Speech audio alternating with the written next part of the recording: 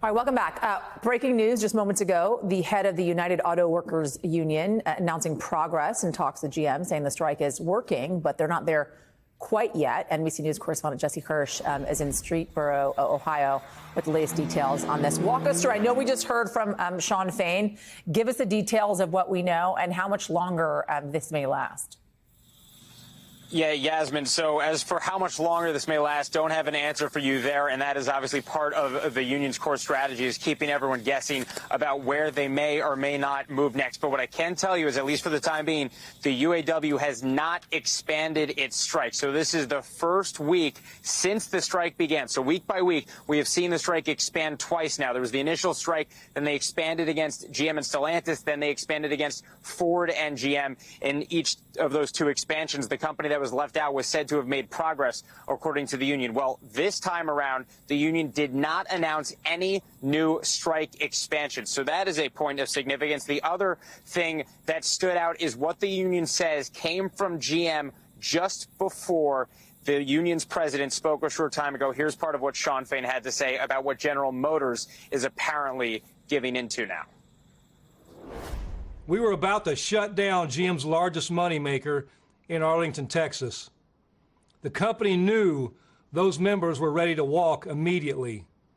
And just that threat has provided a transformative win. GM has now agreed in writing to place their electric battery manufacturing under our National Master Agreement.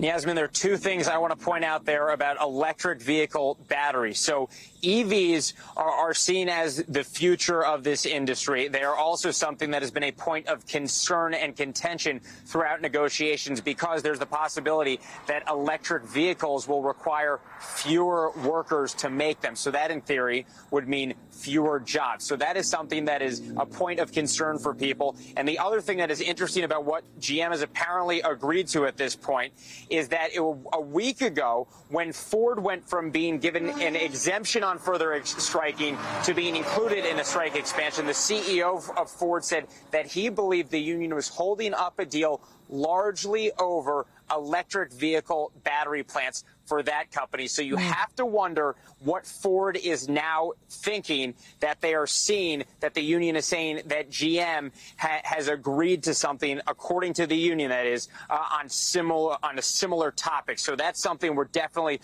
going to be looking for closely. We have reached out to General Motors for clarification, for confirmation on this, but have not yet received a statement. We do, though, know that we are expecting something from the General Motors team. So obviously we'll put that out there as soon as we have it. But this is something that gets to the heart of the long-term concerns for workers and for this industry as this industry moves toward an electric vehicle future. So this is something that could potentially be really pivotal and groundbreaking moving forward, Yasmin.